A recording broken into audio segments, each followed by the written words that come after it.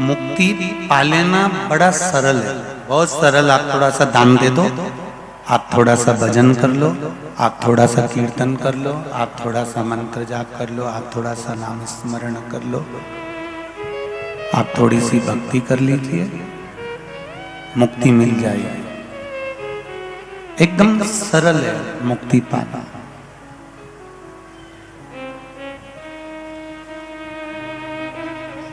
पर शिव पुराण कह रही है कि मुक्ति से बढ़कर है मोक्ष। मुक्ति और मोक्ष में एक अंतर है।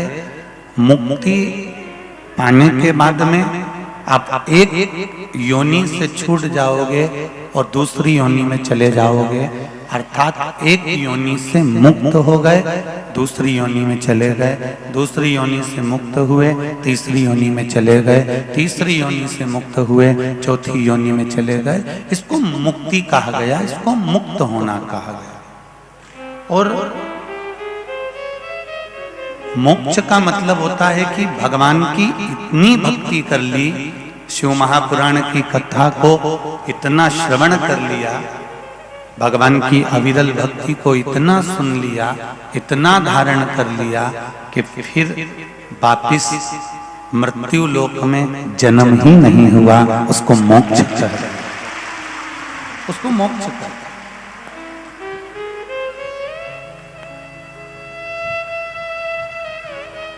हमारा बार बार जन्म ना हो, वो मोक्ष है। हमें केवल मुक्त नहीं होना कि इस योनि से छूट गए, दूसरी योनि में चले गए, दूसरी योनि से छूट गए, तीसरी योनि में चले गए।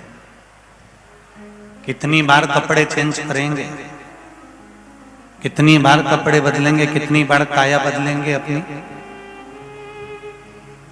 हम कितनी बार बदल बदल कर, कभी चींटी, कभी झिंगुर, कभी इल्ली, कभी पक्षी, कभी पशु, कभी जानवर के रूप में कब तक जन्म लेते रहेंगे? कब तक?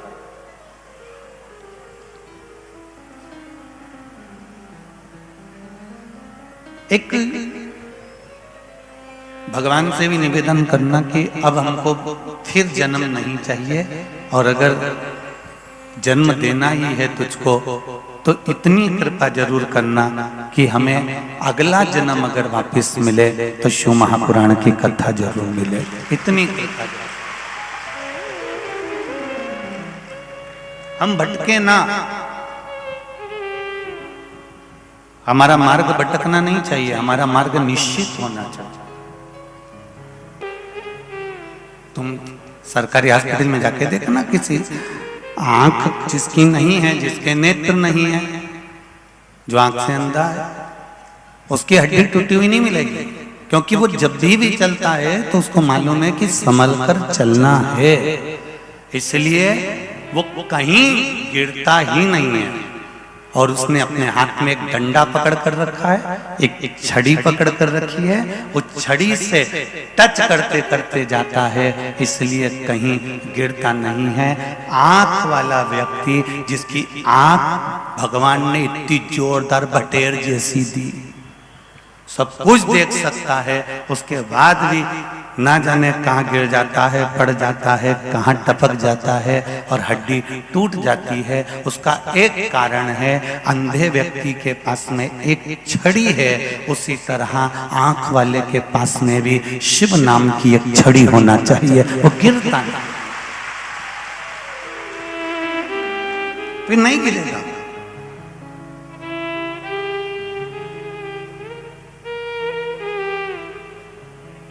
और वो विश्वास की छड़ी, वो भरोसे की छड़ी, वो दृढ़ता की छड़ी जब आपके हाथ में होगी तो ये निश्चित है कि आप भटकोगे नहीं।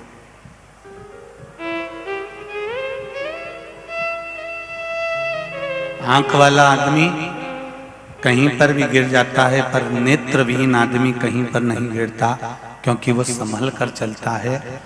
दुनिया में ऐसे ना जाने कितने आंख वाले बैठे हैं, जिनको दिखता है कि ये मेरे राम है, ये मेरे कृष्ण है, ये मेरा वेद है, ये मेरा पुराण है, ये मेरा शास्त्र है, और मैं सनातन हिंदू धर्म में, सनातन धर्म में पैदा हुआ हूं, उसको आंख से दिख रहा है। इसके बाद भी वो ना जाने कहां हड्डी तोड़ के कौन से धर्म में प्रवेश कर जाता है। नेत्र दिए हैं परमात्मा ने। कोई कितना भी लालच दे, कोई कितना भी लोभ दे, वो कितना भी तुमको समझाए कि नहीं साहब सनातन धर्म को छोड़ो, हमारे धर्म में आ जाओ, इस धर्म को छोड़ो उस धर्म में चले जाओ, इस धर्म को छोड़ो उस धर्म में प्रवेश कर जाओ। आज के जमाने में जो धर्म परिवर्तन हो रहा है, इस पर विशेष ध्यान है कि भगवान ने हमको आंखें दी है, परमात्मा ने हमको नेत्र दिए हैं। उस नेत्रों से हम देखकर समझें कि हमारा पिता हमारा है, हमारी माता हमारी है, और ये मातृभूमि हमारी है जिसका हमको स्नेह है।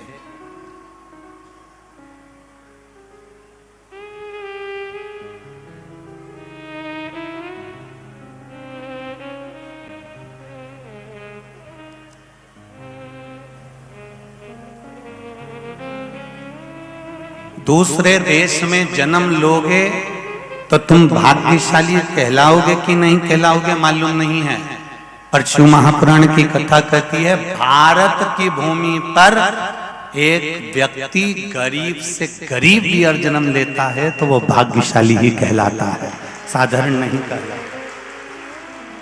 दो तीन नियम माताओं के बड़े विचित्र हैं, उसको अपनी जिंदगी में धारण करना चाहिए। पहला नियम है कि नारी जब भी सोए तो उसके सोने की जगह पर अगर जमीन पर भी सो रही है तो उस पर या तो दरी बिछी हो, आसन बिछा हो, कोई गदड़ी बिछी हो, कुछ भी बिछा हो, साधारण एकदम भूमि पर नारी को नहीं सोना चाहिए, ये शास्त्र रीति कहती है। अगर अखंड सौभाग्य लेकर नारी को अपना अखंड सौभाग्य लेकर जाना है, पति के कंधे पर जाना है, तो नारी को सुहागवती होकर कभी भी साधारण जमीन पर एकदम नहीं पसरना चाहिए, सोना नहीं चाहिए। कोई दरी बिछी हो, आसन बिछा हो, कम्बल बिछा हो, कोई कालीन बिछा हो, कोई फर्श बिछा हो, भले पतले से पतला बिछा हो, उस पर सो जाओ, पर जरूरी नहीं कि गद्दा ही होना चाहिए या गादी होना चाहिए, पर जमीन पर एकदम नहीं सो। कुछ नियम है हमारे यहाँ अखंड सौभाग्यवती माताओं के, वो नियम धारा। प्रणाम करो, खूब आराम से करो, पति चरणारविंद का स्मरण करो, उनको प्रणाम। घर के बुजुर्ग हैं उनको नमन। शिव कथा कर एक दृढ़ता, एक भरोसा और एक विश्वास।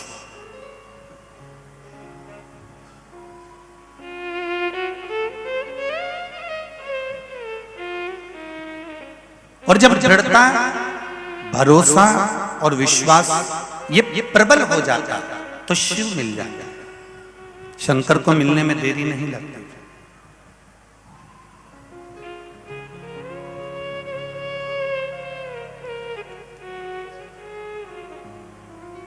एक ब्रह्मा जी ने भगवान शिव पर विश्वास नहीं करा था तो ब्रह्मा जी को बार बार कष्ट सहना पड़ा था। उनका शीश कट गया था, गौ माता को श्राप लग गया था, केतकी के फूल को श्राप लग गया था। एक बार अगर ब्रह्मा जी विश्वास रख लेते शंकर भगवान पर तो जनमानस के कल्याण के लिए ना जाने कितनी कृपा हो जाती। पर विश्वास केंद्रित नहीं हो पाए।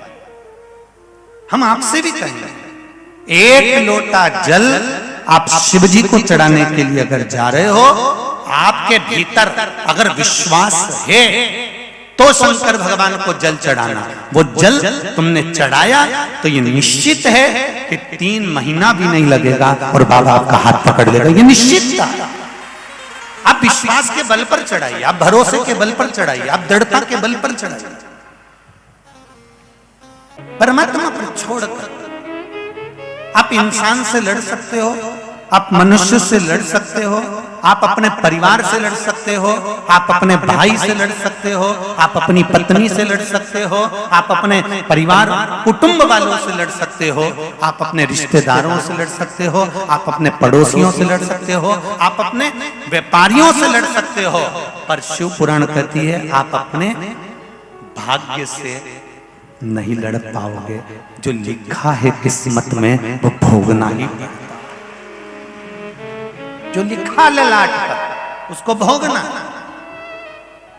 तो कई लोग कहते हैं जब ललाट पर लिखा है और भोगना ही है तो कथा क्यों सुने? उसका कारण है, ललाट पर लिखा उसको भोगना है, पर कथा इसलिए सुनो कि तुम्हारा दृष्टि, तुम्हारा ध्यान, तुम्हारा मन जब परमात्मा के चरणों में चला जाएगा तो ये निश्चित है जो कर्म की गति में लिखा है, परमात्मा के सामने प्रणाम करने से, एक लोटा जल चढ़ाने से जो तुम्हारी कर्म गति में लिखा है वो धीरे धीरे धुलता चला जाएगा। शिव उसको सार्थक कर।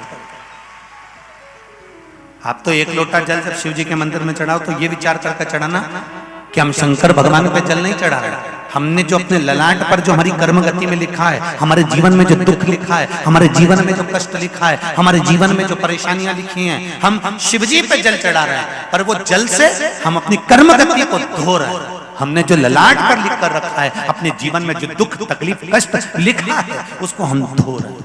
शंकर भगवान पर एक लोटा जल चढ़ाकर हम अपनी कर्म गति को।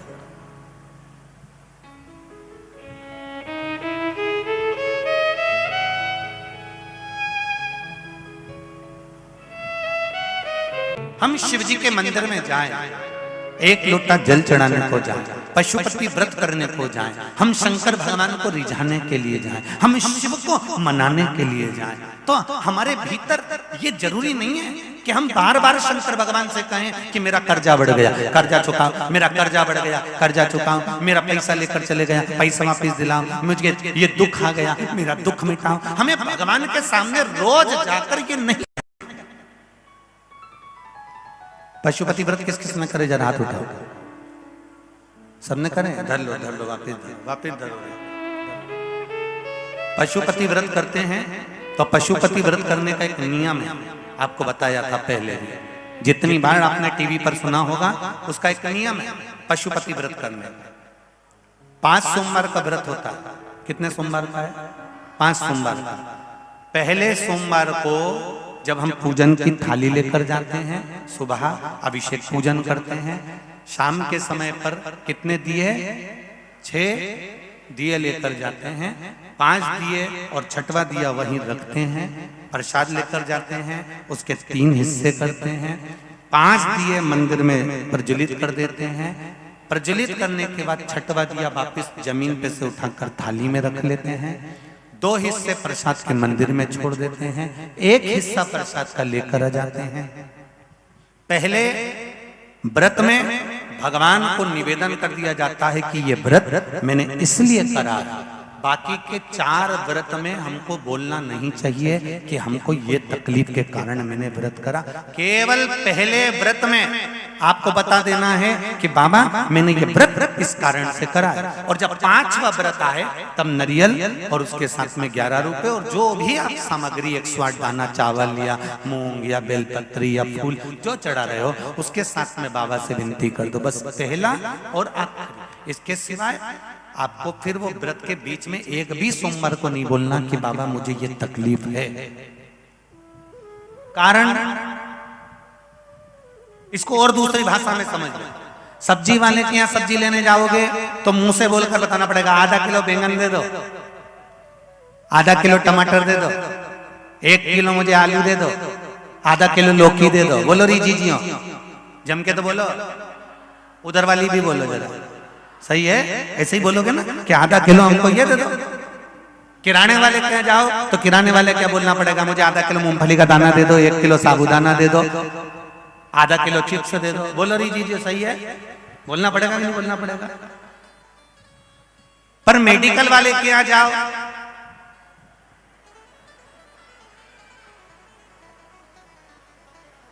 बोलना पड़ेगा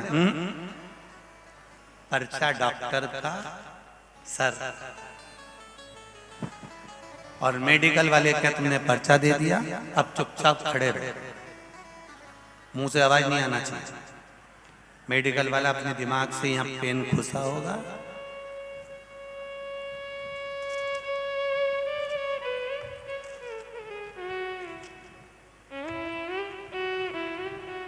4 या 5 तरह की दवाई निकाल के रख देगा, लिफाफे में रखेगा और तुम्हारे हाथ में बिल पकड़ाएगा, ये ले जाओ।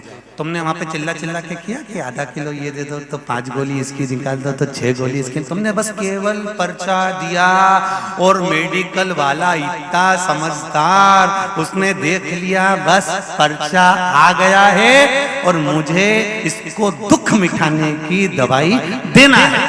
उसी तरह मेरा भोलेनाथ है, पहले दिन पर्चा दे दो, दवाई सब सामने।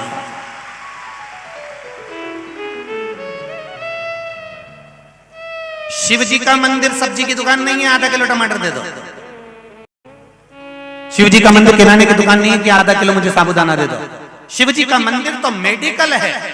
शंकर भगवान मृत्युंजय कहलाते हैं, मृत्यु को जीतने वाले। वहां तो व्यक्ति अगर केवल गया है या शंकर के मंदिर के सामने से निकल के गया है या शिव मंदिर का शिखर का दर्शन कर कर गया है या शंकर मंदिर का आचमन कर कर गया है, शिव मंदिर के बेलपत्र खा ली उसने, शंकर भगवान के शिवलिंग का मात्र स्पर्श कर लिया उसने, शिवजी भगवान शंकर का शिवलिंग अपने आप में एक मेडिकल की दुकान औषधि है जिसका मात्र स्पर्श करते से दुख मिट जाता है। शिवलिंग तो वो है, दुख मिट गया, केवल स्पर्श करा और दुख मिट गया।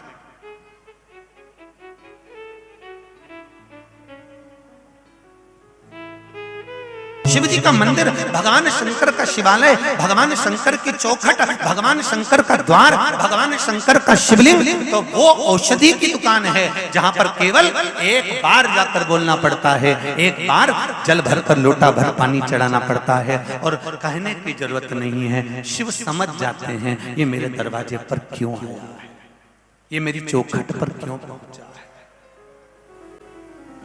एक पत्र आया है,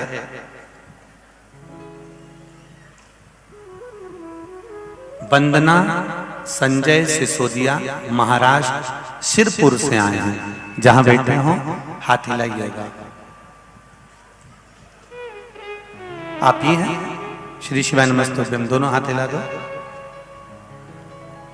जिस बच्ची की आंख में सरिया घुसा था वो बेटी आई है साथ में? नहीं आई है। इसमें आपने लिखा है, मैं वंदना संजय सिसोदिया शिरपुर से आई हूं। मेरी भतीजी 7 वर्ष की छत पर से खेल रही थी, खेलते खेलते उसके आंख में सरिया चला गया, आंख पूरी तरह से डैमेज हो गई। डॉक्टर ने कह दिया ये आंख से दिखेगा नहीं। ऑपरेशन की तैयारी हो गई, 50,000 रुपए डॉक्टर ने ऑपरेशन का बोला। बाद में डॉक्टर ने कहा कि इसकी कोई गारंटी नहीं है, आंख नहीं आएगी ये निश्चित है क्योंकि सरिया पूरी आंख में जा चुका है। तब मेरे भाई का फोन आया और वह बहुत रो रहा था। तब मैंने कहा कि श्री शिवाय नमस्तुभ्यम का निरंतर जाप करो और 1 लोटा जल शिव जी को चढ़ाओ। डॉक्टर को दिखाओ, मना नहीं है, दूसरी जगह ले जाओ।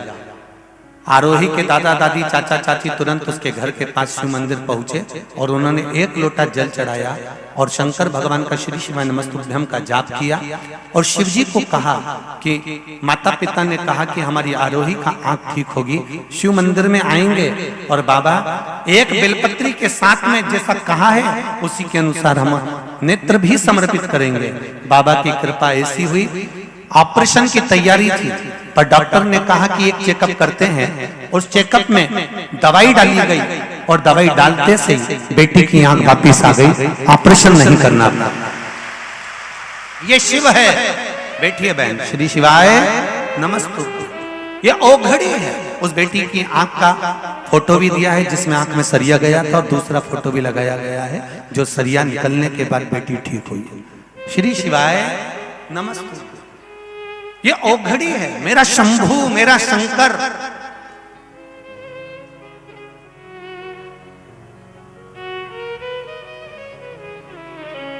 हमें तो ऐसा लगता है कि शिव महापुराण की कथा भी कहीं ना कहीं औषधि का कार्य करती है। ये जितने लोग कथा को श्रवण करने आए हैं, अगर विश्वास रखकर शिव की कथा सुनते हो ना, तो ये निश्चित है अगली कथा में आप भी जैसे 20,000 लोग इस पंडाल में बैठे मिल रहे हैं, अगली कथा में तुम भी बैठे मिलोगे। ये विश्वास करता। ये भरोसा करता है।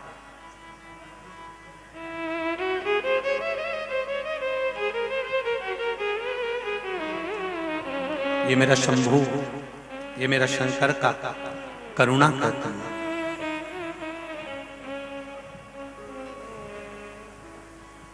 आपका विश्वास पूर्ण हो।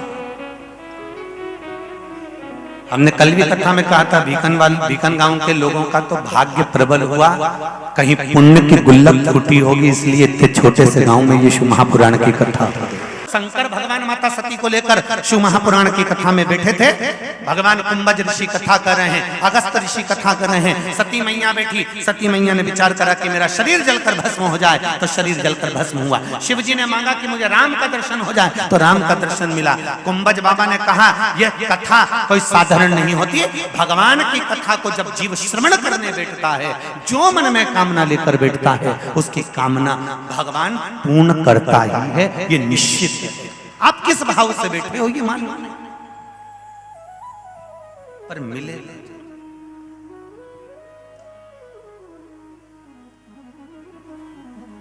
बस आप दिल से उसको पुकार, दिल से। शिव भक्त की ना निंदा सुनना ना निंदा करना, और अगर मंदिर भी ना जा सको तो शंकर के जो भक्त होते हैं ना, उनका केवल दर्शन कर लेना, उतने में ही आनंद हो जाएगा। तो इनका तो दर्शन ही मूल है, उतने में ही आनंद की अनुभूति। बहुत शिव कथा कह रहे हैं, भगवान शंकर का चरित्र कराए।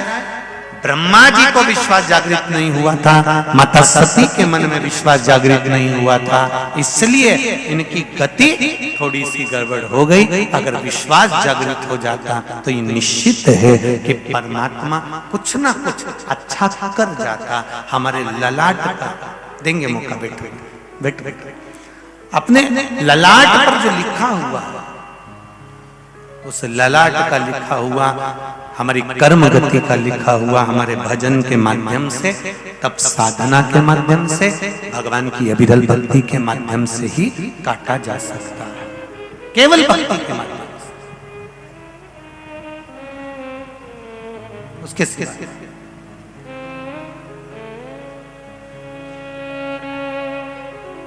दक्ष प्रजापति की धर्मपत्नी प्रसूति और माता प्रसूति के गर्भ से कई कन्याओं का जन्म हुआ।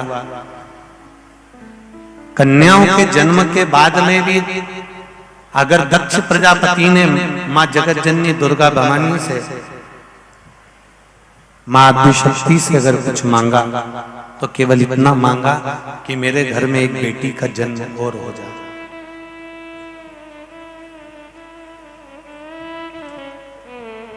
एक बेटी का जन्म और हो जाए। एक बात अपने जीवन में उतार कर रखिए, जिन माता पिता ने हमको जन्म दिया है, जिन माता पिता ने हमको पैदा किया है, उनसे कभी अपेक्षा मत रखो कि इनकी दौलत भी हमको चाहिए। दूसरा, जिस पिता ने अपनी बेटी का कन्यादान किया है, जिस बाप ने, जिस पिता ने अपनी बेटी, जिसको पाल पोस कर बड़ा करा, उस बेटी को तुम्हारे हाथ में दे दिया, उस पिता से ये अपेक्षा मत रखो कि ये दहेज बहुत देगा।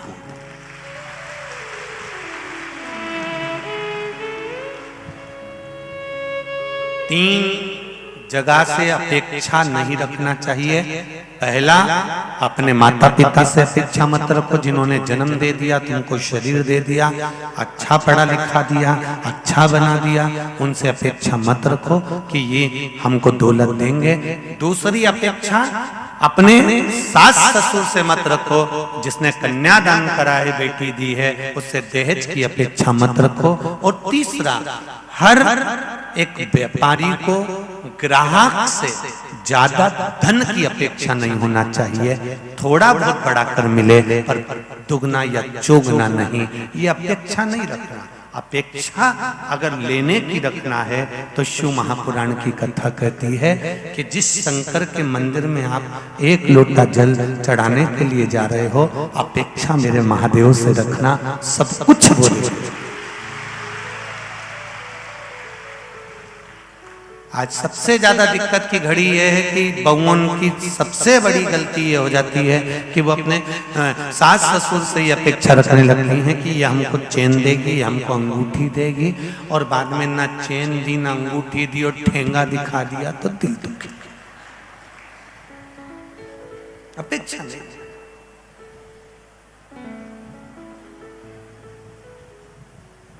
ब्याह करने जाओ, बेटा बेटी का अगर विवाह करने जा रहे हो, बेटा बेटी का अगर विवाह करने के लिए जा रहे हो, अपेक्षा मत रखना कि बहुत दहेज मिलेगा। कन्यादान से बड़ा जो बाप अपनी बेटी को दे रहा है, जो पिता अपनी बेटी को दे रहा है, पाल पोस कर बड़ा करा, पढ़ाया लिखाया, संस्कारों के जल से उसको सिंचित करा, जब उस बाप ने अपने कलेजे का टुकड़ा दे दिया तो जो दहेज दे भी दिया वो बहुत दिन चलने वाला नहीं है, बहुत दिन नहीं चले।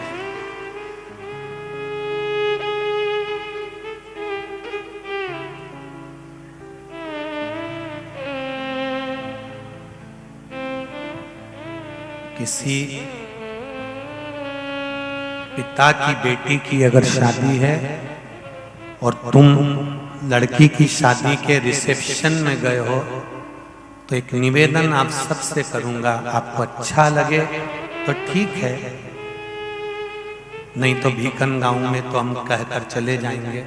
अच्छा लगे तो स्वीकार करना। किसी पिता के घर में अगर बेटी का विवाह है और उसके घर के रिसेप्शन में तुम पहुंचे हो, शादी में तुम पहुंचे हो, तो थाली में झूठा छोड़ने से पहले विचार जरूर करना कि उस बाप ने कितनी मेहनत कर कर कमाया होगा, तब यहां लगाया। उसकी थाली में एक जरा सा खाया और झूठा छोड़ दिया, खाया और झूठा छोड़ दिया, खाया और झूठा छोड़ दिया, ये श्रेष्ठता है। बड़ा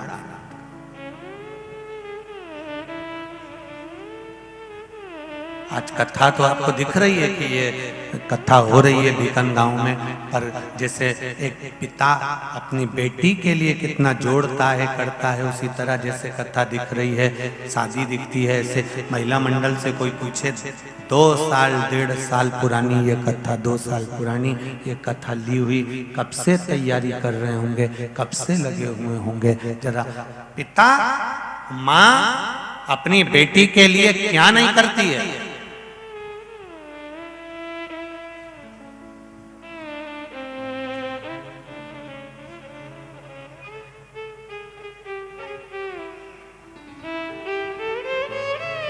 क्या नहीं करती।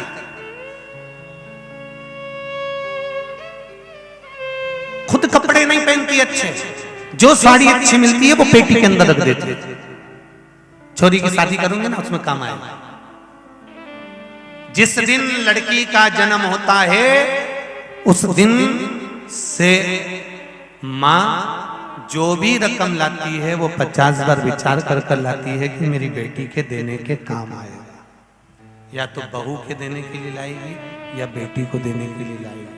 खुद अपने लिए कुछ ऐसी व्यवस्था नहीं करती कि मेरे लिए मैं पहनूं। अपेक्षा मत रखो।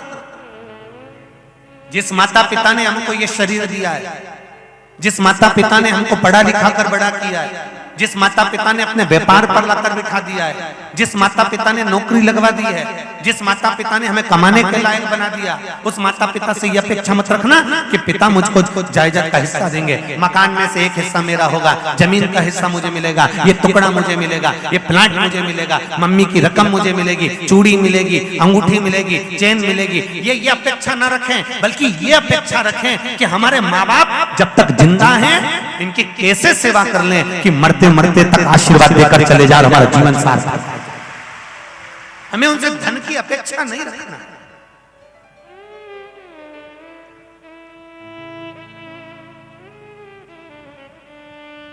सच धज के दूल्हा जाता है और जरा सा लिफाफा अगर 500 का मिलता है तो उसमें मुंह फूल जाता है। यहाँ तो दरवाजे पे तो मुझे अंगूठी पहनाना थी, मुझे दरवाजे पर तो चेन पहनाना थी, मैं घोड़ी से उतरा था तो मुझे ये देना था। अरे किस चीज की अपेक्षा रखते हो? ये विश्वास रखो कि जिस बेटी के साथ तुम्हारा मंगल विवाह हुआ है, जो पिता ने अपनी कन्या का कन्यादान तुम्हारे साथ किया है, अगर ये बेटी का चरण श्रेष्ठ होगा, ये बेटी का चरण ठीक होगा, तो ये निश्चित है तेरे गले में चेन एक नहीं, तेरे गले में तो 4 या 6 चेन पड़ी रहेगी, अगर बेटी का चरण अच्छा। आप विश्वास के साथ लाओ तो सही उस बेटी को। हम अपेक्षा रख रहे हैं, हम एक ही ग्राहक पर बार बार अपेक्षा रख रहे हैं। ग्राहक आया है, 10 रुपए की चीज को 50 रुपए में बेच दूंगा। एक बार आप अपेक्षा रखकर काट लीजिए, अगली बार नहीं आएगा। आप थोड़ा बढ़ा कर लेंगे, आपको मिल जाएगा, कोई दिक्कत नहीं है। ज्यादा की अपेक्षा रखेंगे तो डूब जाएंगे। अपेक्षा रखो तो परमात्मा से, जैसा मेरा बाबा रखे वैसा रहिए, पर अपेक्षा केवल परमात्मा से, केवल प्रसूति ने भगवान माता जगत जननी दुर्गा भवानी से निवेदन करा कि मेरे घर में एक बेटी और हो जाए। दक्ष प्रजापति ने निवेदन करा, हे माँ मेरे घर में एक बेटी का जन्म और हो जाए। तो माँ दुर्गा भवानी ने कहा, हे दक्ष प्रजापति, तेरे घर में पहले से 60 कन्याओं का जन्म हो चुका है, 60 कन्याएं तेरे यहाँ जन्म ले चुकी है, और उसके बाद फिर बेटी मांग रहा, उसके बाद फिर बेटी। दक्ष प्रजापति ने दुर्गा भवानी से जो कहा वो शिव महापुराण की कथा ये भीकन गांव में भी कह रही है। दक्ष प्रजापति ने कहा, सुनो माँ देवी, माँ दुर्गा, अच्छे से सुनिए, बेटा एक कुल को तारता है और बेटी 2 कुल को तार देती है, इसलिए मुझे बेटी चाहिए। जिनके बच्चे व्यसन में पड़े हुए हैं, मदिरा, मांस, जुआ, वैश्यवृत्ति, गलत कर्म में लगे हुए हैं, उनसे भी निवेदन करूंगा, आप प्रतिदिन शिव मंदिर में अगर जाते हो और तुम्हारे घर के बच्चे अगर गलत काम में लगे हुए हैं तो शंकर जी पे जल चढ़ाने के बाद में अशोक सुंदरी वाली जगह पर जल चढ़ा दो, और जल चढ़ाने के बाद में वही कलश वापिस हाथ में थोड़ा सा पानी रखिए, और जया, विषहरा, शामली बारी, दौतली, देव, शिव जी की 5 कन्याओं का नाम लेकर जल फिर चढ़ा दीजिए। जो कटोरी है जल लाने वाली या छोटे से प्लेट जो भी है, वो उस जगह पर जरूर रखे जहां से जल गिरता है। 3 जगह पर जल चढ़ने के बाद पहले शंकर जी पर चढ़ गया, फिर अशोक सुंदरी पर चढ़ गया, अशोक सुंदरी के बाद में जया, विषहरा, शामली बारी, दौतली, देव का जल शिव जी पर चढ़ गया। वो जल कटोरी में झेल कर अवश्य लेकर आओ, और जो व्यसन में डूबने वाला है बन सके तो उसको पिलाओ, नहीं पीता हो तो मटके में डाल दो, हंडे में डाल दो, कभी तो पानी पिएगा। उससे ये निश्चित है कि धीरे धीरे उसका नशे की जो लत है वो धीरे धीरे छूटती चली जाएगी। अच्छे मार्ग, सत्मार्ग की ओर अग्रणी होगा, गलत मार्ग से बचेगा। जो ज्यादा शोक में पड़ जाता है, एक दिन उसकी शोक सभा हो जाती है। गलत शोक में अगर पड़ गए हो तो एक ना एक दिन शोक सभा हो जाएगी, निश्चित है। सत्मार्ग की ओर निश्चित करें उसको। कहा दक्ष प्रजापति ने, मुझे एक बेटी और दे। क्या करोगे बेटी का? तुम्हारे घर में 60 कन्याओं का पहले जन्म हो चुका है, महाराज एक बेटी का और जन्म हो जाए। क्यों? क्योंकि बेटा एक कुल को तारता है और बेटी 2 कुल को तारती है, मुझे बेटी चाहिए, बस कृपा कर दीजिए। शिव जी ने, भगवान ने दक्ष प्रजापति के सम्मुख में देवी ने कह दिया, तुम्हारे घर में बेटी का जन्म होगा। बेटी कहाँ ढूंढने जाऊंगी? माँ कहती है, मैं खुद कन्या बनकर तेरे घर में जन्मूंगी। और माँ प्रसूति के गर्भ से सती जन्म ले लेती है। देखिए माता प्रसूति ने अपनी बेटियों को कितना संस्कार दिया होगा, माता प्रसूति ने अपनी कन्याओं को कितना संस्कार दिया होगा, माता प्रसूति ने अपने बच्चों को कितना ज्ञान दिया होगा कि आज जितने हॉस्पिटल हैं भारत की भूमि पर, उन हॉस्पिटल में जहां बच्चों का जन्म होता है, उस जन्म वाले कमरे के ऊपर लिखा होता है प्रसूति कक्ष। दक्ष प्रजापति की पत्नी का नाम, दक्ष प्रजापति की धर्म पत्नी का नाम, प्रसूति का नाम आज भी हॉस्पिटल के अंदर लिखा होता है प्रसूति कक्ष। क्यों? क्योंकि जो बच्चा जन्म ले वो संस्कारित होना चाहिए, जो बच्चा जन्म ले वो संस्कारवान होना चाहिए। प्रसूति कक्ष का मतलब है प्रसूति ने अपनी कन्याओं को अच्छा ज्ञान दिया, अच्छा संस्कार दिया।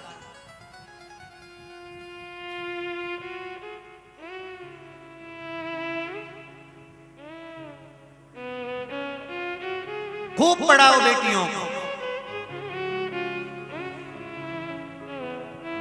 खूब पढ़ाओ बेटों को, दिल से पढ़ाइए, जितनी आपकी कैपेसिटी उसके अनुसार पढ़ाइए, खूब दिल से पढ़ाइए।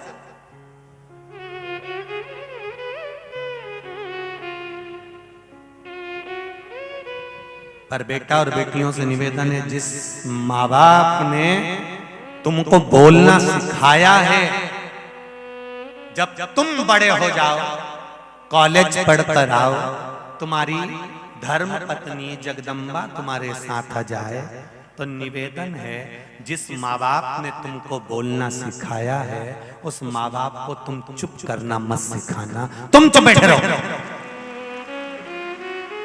जब बच्चे बड़े हो जाते हैं, कॉलेज पढ़कर आ जाते हैं, विद्याध्ययन कर आ जाते हैं और बहुत ऊंचे पद पर बैठ जाते हैं, साथ में उनके चंद्र घंटा जगदम्बा आ जाती है, तब उनकी वाणी तेज होकर अपने माँ बाप को चुप करने की आदत हो जाती है। तुम चुप रहो, तुम्हें आता नहीं है, तुम्हें मालूम नहीं है, क्यों बीच बीच में बोलते हो? चुप रहो ना, तुम तो आराम से 2 रोटी खाओ, पड़े रहो।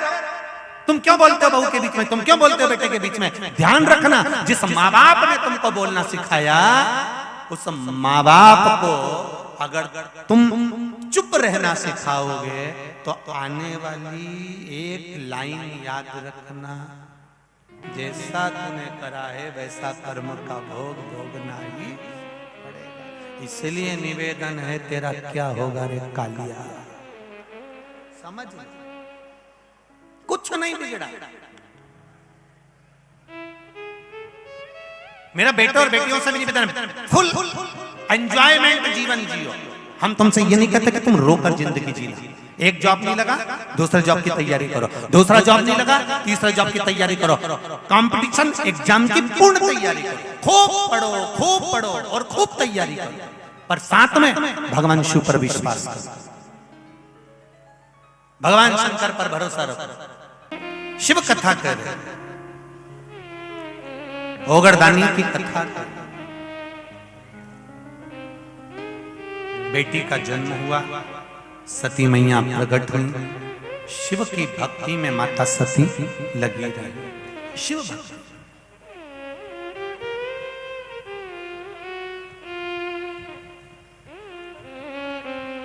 और होना चाहिए भगवान की भक्ति में, जितना डूब सकते हो उतना डूबो, जितना डूब सकते हो।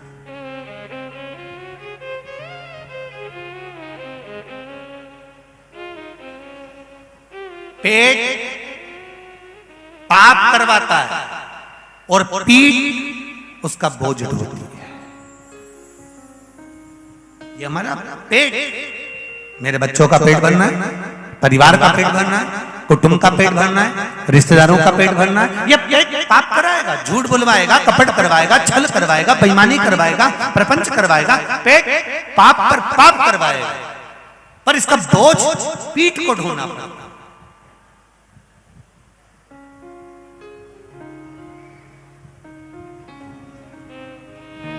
पर शिव महापुराण की कथा एक बड़े सुंदर संवाद कहती है।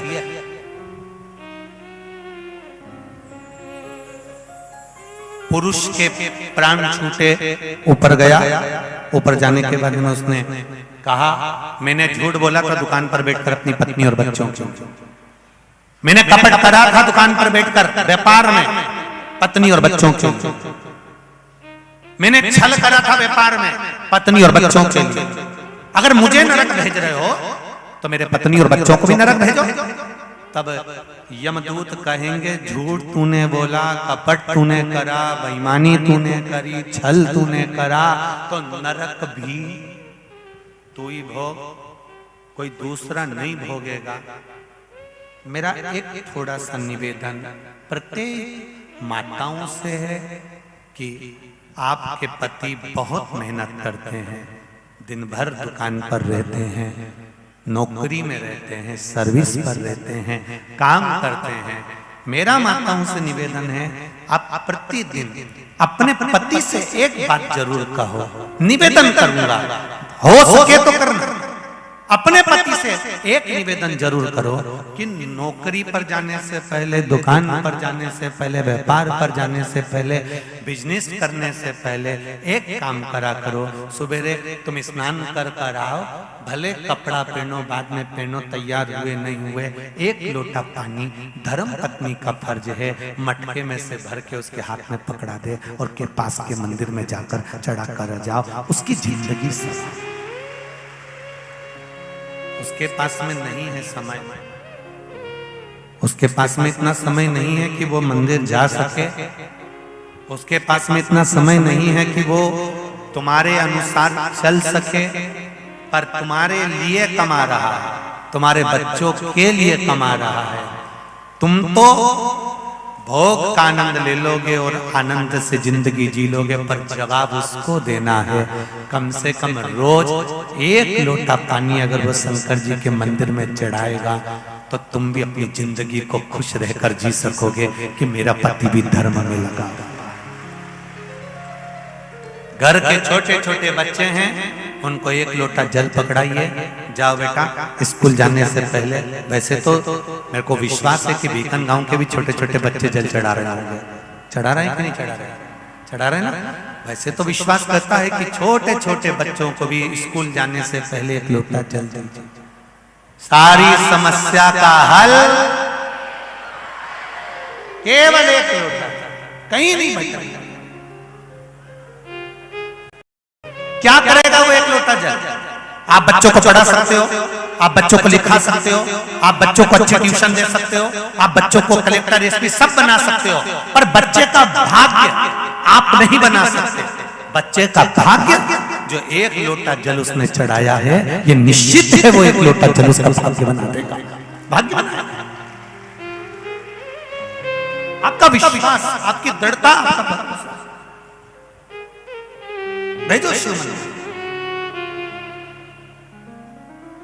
सबको भेजो। शिव कथा कर, सती मैया ने भगवान शिव की आराधना करी, कुंभज बाबा के यहाँ कथा सुनी, मन नहीं लगा, चित्त नहीं लगा। कुंभज बाबा ने सती मैया को प्रणाम कर लिया था।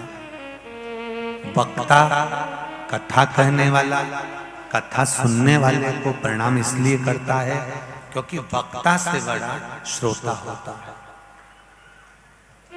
वक्ता का क्या काम है? आया है तो 3 घंटा कथा कहना ही है, और श्रोता कितनी जल्दी आकर जगह संभालना, बैठना, घर परिवार छोड़कर कथा में बैठना, तो वक्ता से बड़ा श्रोता होता है। और श्रोता इसलिए भी बड़ा होता है क्योंकि श्रोता जमीन पर बैठता है। जो जमीन पर बैठता है, जिसके पास में जमीन होती है, लोग उसको जमींदार कहते हैं। तो आप सब जमींदार।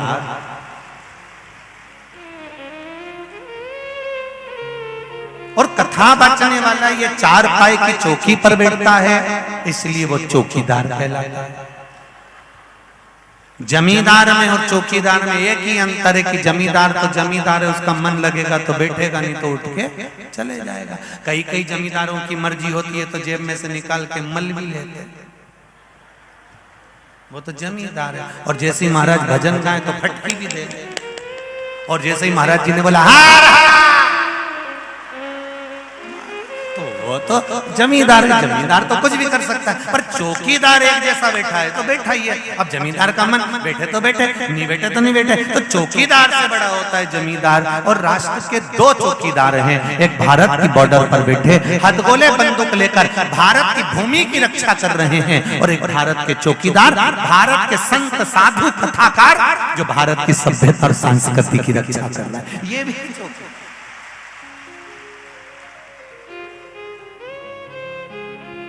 सती मैया को अच्छा नहीं लगा।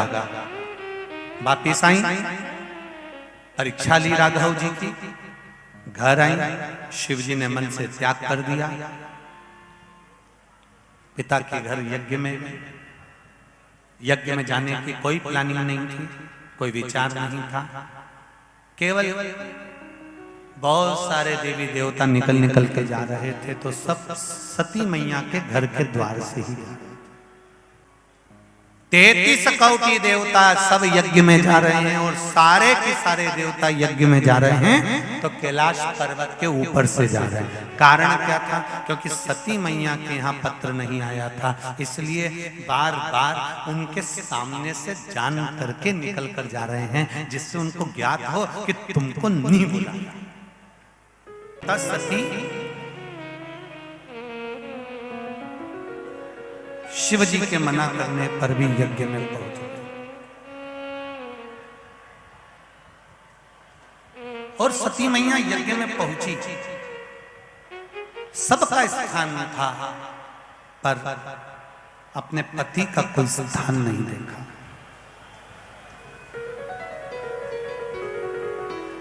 क्रोधित हो गई, यज्ञ की अग्नि में कूद कर प्राणों को त्याग दिया। हाहाकार मच गया,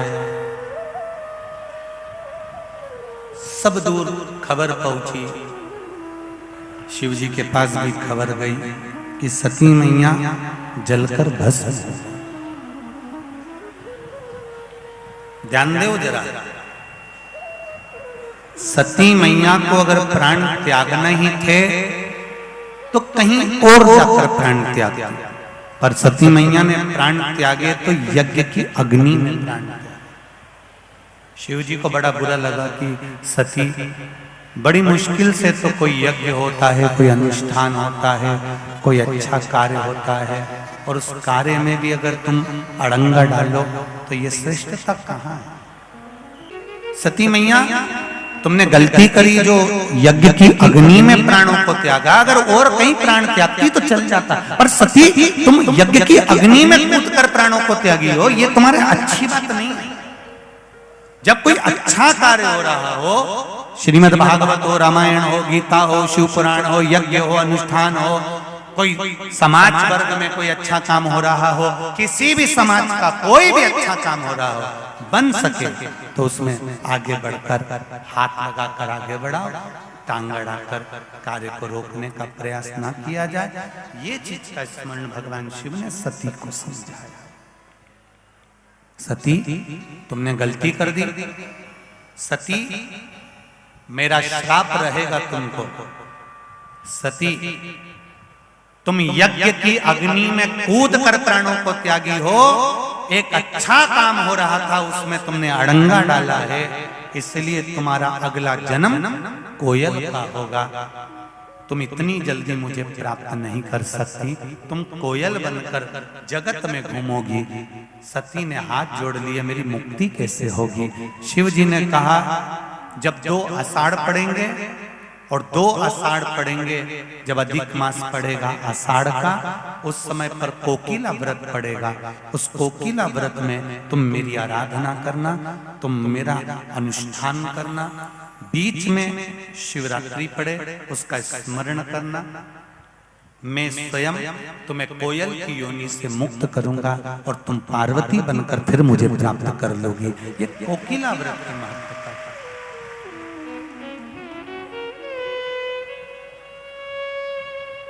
शिव कृपा,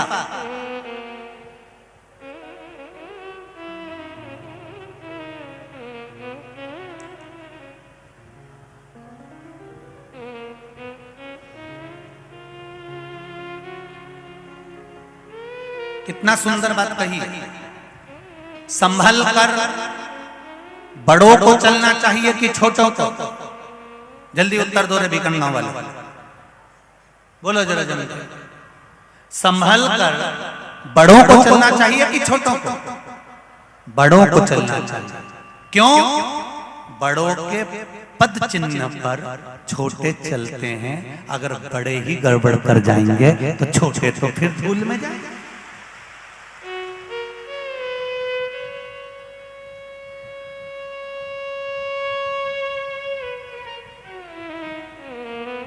जितनी बात कहकर बड़े बड़े कथाकार, बड़े बड़े संत, साधु, सन्यासी, तपस्वी, साधक, उपासक, बड़े बड़े सिंहासन पर बैठने वाले जितनी बड़ी बड़ी बात कहते हैं, सबसे पहले जनता को संवारने से पहले, भक्तों को संवारने से पहले बड़े संभल कर चलेंगे तो छोटे खुद समझ जाएंगे। जितना कहो पहले अपने ऊपर भी अमल करो, तब दूसरे को ज्ञान प्रदान करो।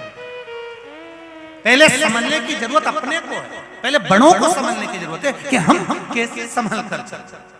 आज ज्ञान देने के लिए तो कोई भी ज्ञान दे देगा साहब तुमको कि तुम ऐसा करो वैसा करो, पर खुद को भी तो करना पड़ेगा। आप अगर मंत्र जाप कर रहे हो तो दूसरे से कह सकते हो कि श्री शिवाय नमस्तुभ्यम मंत्र के जाप का फल क्या है। जिसने जपा होगा उसने कहा होगा। आप जपोगे तो ही तो कह सकोगे। आप दिल से, हृदय से, चित्त से, मन से भगवान की भक्ति का स्मरण तो करो। सुनेगा शिव कथा कह रही है, कोयल के रूप में सती मैया का अवतार हो गया। कोयल बनकर भ्रमण करती रही मां सती, और कोयल बनकर जब माता सती भ्रमण करती रही, घूमती रही माता, और माता सती जब कोयल बनकर भ्रमण करती रही, घूमती रही, समय आया, अधिक मास का महीना आ गया, 2 आषाढ़ पड़ गए, कोकिला व्रत पड़ गया, और कोकिला व्रत जब 2 आषाढ़ पड़े तब शिव जी की आराधना में सती मां डूब गई। शिव आराधना में डूब गई, और शंकर भगवान की आराधना में सती मां जब डूबी, कहते हैं कोयल क्या आराधना कर सकती है। जरा समझिएगा, जितने भी भक्त यहाँ कथा सुन रहे हो, जितने टीवी पर सुन रहे हो और जितने मोबाइल पर सुन रहे हो, एक पक्षी क्या आराधना कर सकता है। कोयल ने क्या आराधना करी, अपनी चोंच में जल को भरा और वो जल लेकर शिव जी के मंदिर तक पहुंची है। पंख पर जल लगाकर शंकर को समर्पित करने पहुंची, पंख पर जल। क्या हुआ, अधिक मास के अंतर्गत बड़े भाव से जब शिव की भक्ति का रस तत्व प्राप्त हुआ, तब भगवान शंकर ने कोयल की योनि से मुक्त कर दिया सती को, और सती मैया हिमालय राज के घर में मैनावती के यहाँ प्रेम से पार्वती के नाम से विख्यात हो गई। बोल पार्वती माता की।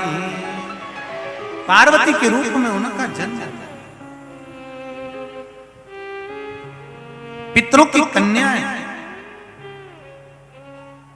कई लोग कहते हैं पितृदोष समाप्त करने का सही तरीका कौन सा है, तो शिव महापुराण की कथा कहती है, आप जब शंकर भगवान पर 1 लोटा जल चढ़ाते हो, जलाधारी के रूप में, पीठिका के रूप में पार्वती जी के हस्त कमल पर शिवलिंग रखा हुआ है, तो ये माता पार्वती जी का जो हस्त कमल है, शिव जी का चढ़ा हुआ जल जब पार्वती जी पर जाता है तो घर में कैसा भी पितृदोष हो समाप्त हो ही जाता है। पितृदोष की समाप्ति,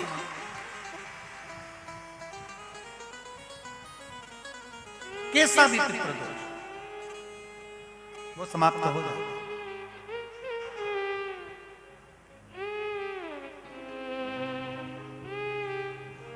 माता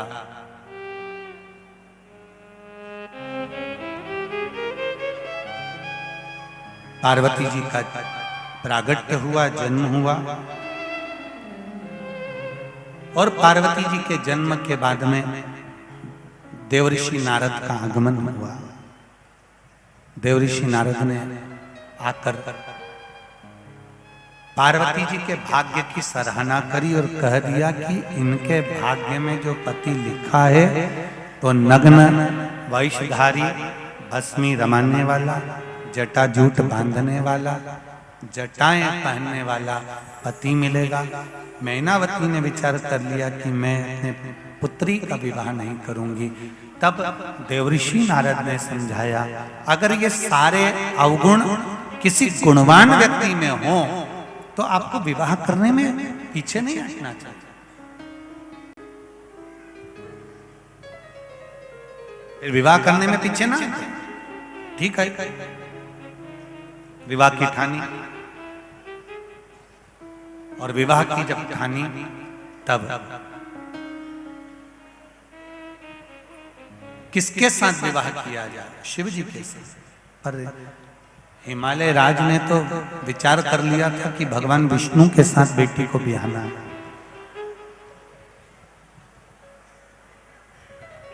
भगवान विष्णु के साथ बेटी को ब्याहना, ये विचार कर रहा था। अब कोई भी एक पिता होगा बेटी के विवाह के लिए ये विचार करता है कि जब भी इसका विवाह हो तो अच्छे परिवार में, अच्छे घर में, अच्छे कुल में हो। कौन पिता होगा जो शमशान में रहने वाले को बेटी ब्याहेगा? भगवान विष्णु के पास में तो बैकुंठ है, ब्रह्मा जी के पास में ब्रह्मलोक है, इंद्र के पास में इंद्रलोक है, पर मेरे महादेव के पास में तो कैलाश धाम और शमशान का सुख है। कौन चाहेगा कि बेटी ब्याहे?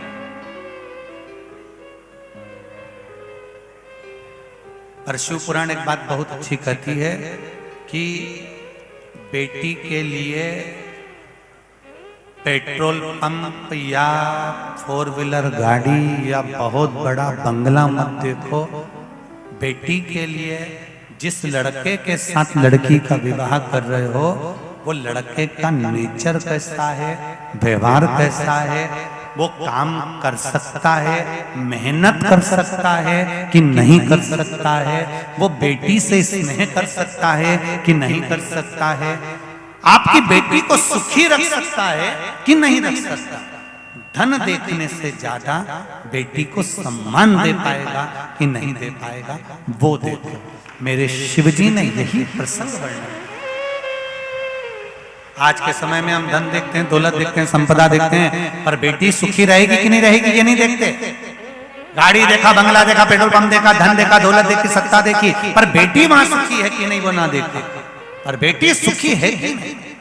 हिमालय राज ने विचार कर लिया, बेटी में शिव जी को दूंगा और भोलेनाथ दूल्हा बने, पार्वती जी दुल्हन बनी, शंकर भगवान बने, पार्वती जी बनी और सुंदर शिव और पार्वती का मंगल विवाह हो रहा है।